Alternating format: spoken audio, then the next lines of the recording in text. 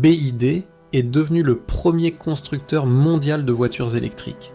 Mais certains analystes pensent que sa croissance repose sur une bombe financière invisible, et si le géant chinois était beaucoup plus fragile qu'il n'y paraît. Aujourd'hui, on va décortiquer BYD. Sa réussite industrielle est impressionnante, mais aussi les zones d'ombre qui inquiètent de plus en plus les marchés.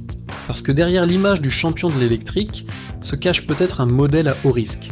En 2024, BYD frappe un coup historique. Pour la première fois, Tesla perd sa place de numéro 1 mondial du véhicule électrique. BYD vend 4,3 millions de véhicules en un an.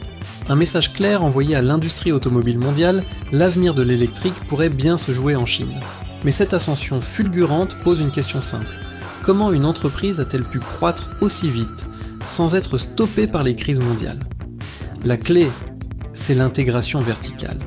Contrairement à beaucoup de concurrents, BYD fabrique presque tout en interne, batteries, semi-conducteurs et plein de composants essentiels.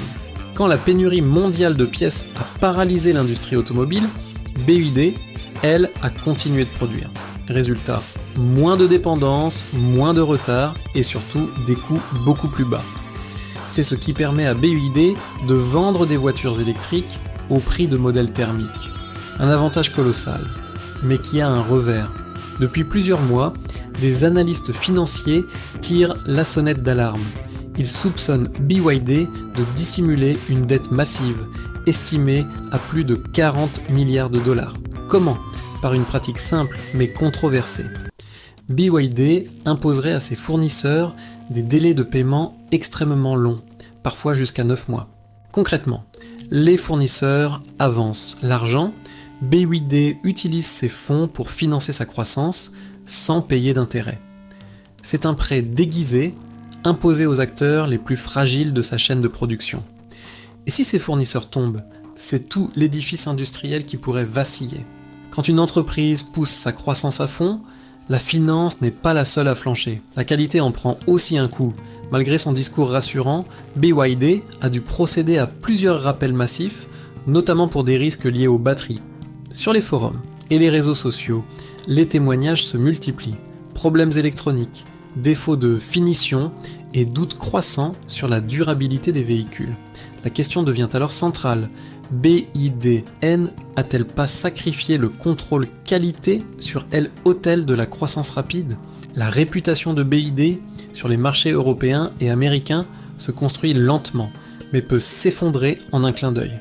Impossible de comprendre BYD sans évoquer le rôle central de l'État chinois. En 2022, plus d'un quart de leurs bénéfices venaient de subventions et d'aides publiques. Cela pose une question dérangeante. BYD serait-elle aussi compétitive sans ce soutien massif ? Pour ses concurrents, c'est une bataille à armes inégales. Pour les marchés internationaux, une distorsion assumée. BYD est une prouesse industrielle, mais aussi un pari risqué. Une croissance fulgurante, soutenue par l'État, financée par des pratiques agressives, avec des fissures visibles sur la qualité et la finance, le géant chinois va-t-il vraiment rendre la voiture électrique accessible, ou est-il en train de bâtir un géant fragile ? Ce modèle concentre industrie, finance et politique comme rarement dans l'histoire moderne. Une chose est sûre, si BYD tient, elle redessinera l'industrie automobile mondiale.